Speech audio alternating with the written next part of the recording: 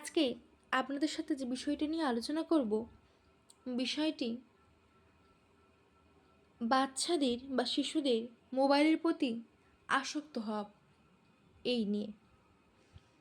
বাচ্চারা যখন মোবাইলের প্রতি আসক্তি হয়ে পড়ে তখন তাদের বিভিন্ন রকম সমস্যা দেখা দেয়।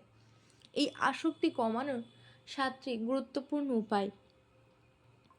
শিশুরা সাধারণত এই মোবাইলের প্রতি আসক্ত হয়ে পড়ে তাদের দৃষ্টিশক্তি খুব সমস্যা হয় এবং মাথায় খুব চাপ পড়ে। তার ফলে মাথা ব্যথা, হাত ব্যথা, ঘাড়ে ব্যথা ইত্যাদি সমস্যা দেখা যায়।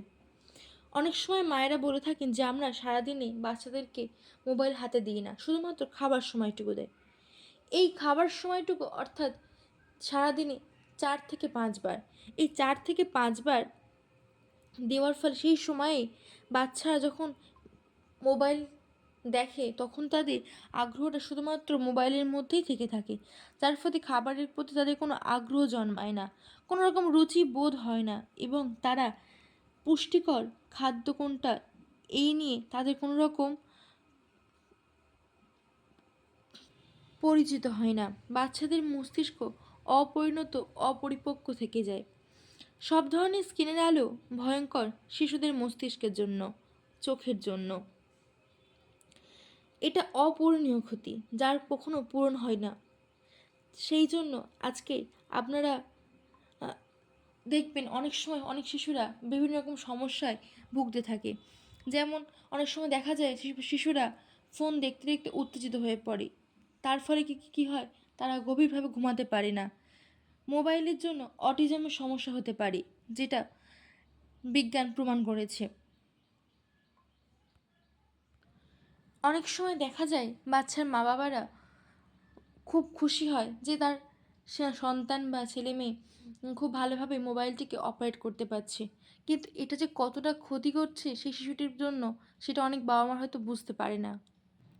সেক্ষেত্রে তারা এতটাই মোবাইলের প্রতি আসক্ত হয়ে পড়ে, যার ফলে পরবর্তীকালে স্বাভাবিক শিক্ষাটুকু তারা অর্জন করতে পারে না। বাচ্চারা কথা বলার সময় যদি মোবাইল ব্যবহার করে বা কথা শেখার সময় যদি মোবাইল ব্যবহার করে, তখন তাদের কথা বলতে বা শিখতে অনেকটাই দেরি হয়। এই অবস্থা থেকে আমরা সমাধানের জন্য কী কী করতে পারি সেই নিয়ে আজকের ভিডিওটি। প্রথম আমরা যেটা করতে পারি, যারা ইতিমধ্যেই মোবাইলে আসক্ত হয়ে পড়ছে তাদের এই মোবাইল ব্যবহারটাকে ধাপে ধাপে কমাতে পারি। 2 নম্বর, অনেক সময় মায়েরা বলে থাকে যে আমরা তো নিজেদের কাজ নিয়ে ব্যস্ত থাকি, সেই সময়টুকু বাচ্চাদেরকে মোবাইল দিয়ে সেই কাজটা ভালোভাবে করতে পারি। কিন্তু এক্ষেত্রে পরবর্তীকালে বাচ্চারা মোবাইলের প্রতি এতটাই আসক্তি হয়ে পড়বে যে তাদের পিছনে সময় দেওয়ার জন্য মায়েদেরকে তার পিছনেই বসে থাকতে হবে।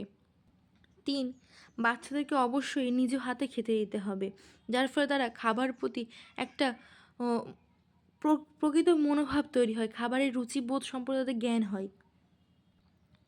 তার ফলে বাচ্চা খাবারের প্রতি আগ্রহ অনুভব করবে এবং সেই সময়টুকু মায়ের সাথে কথা বললে তারা একটা আনন্দ অনুভব করবে।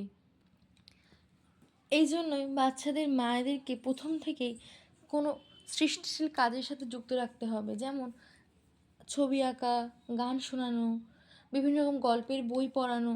এইসব কাজগুলোকে বাচ্চাদেরকে দিয়ে অবশ্যই করাতে হবে।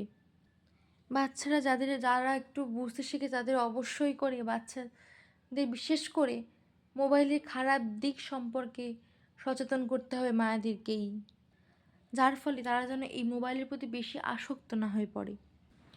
তখন সে নিজেই বুঝতে পারবে যে এটা কতটা ক্ষতিকর, তখন সে নিজে থেকেই ফোনের থেকে দূরত্ব বজায় রাখবে। 5 বছরের নিচে যে বাচ্চাগুলো রয়েছে তাদেরকে অবশ্যই করে সারাদিনে সর্বোচ্চ 1 ঘন্টার বেশি মোবাইলে আমরা দেখতে দেব না, এবং 5 বছরের ঊর্ধ্বে যে বাচ্চা রয়েছে তার অবশ্যই সারাদিনে 2 ঘন্টার বেশি মোবাইল দেখতে দেব না। এই বিষয়ে আমাদের অবশ্যই খেয়াল রাখতে হবে। 18 বছরের নিচে কোনো বাচ্চাকে আমরা আলাদাভাবে কোনো রকম স্মার্টফোন কিনে দেব না, এই দিকেও অবশ্যই খেয়াল রাখতে হবে।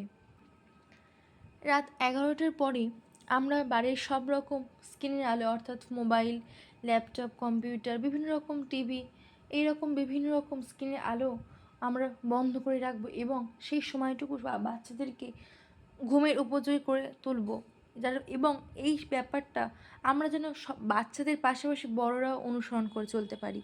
বাচ্চাদেরকে সব রকম স্ক্রিন থেকে দূরে রাখুন এবং এই মোবাইলের ক্ষতিকারক দিক থেকে সুস্থ রাখুন।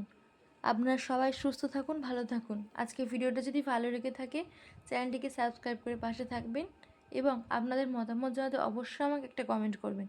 নমস্কার, সুস্থ থাকুন, ভালো থাকুন।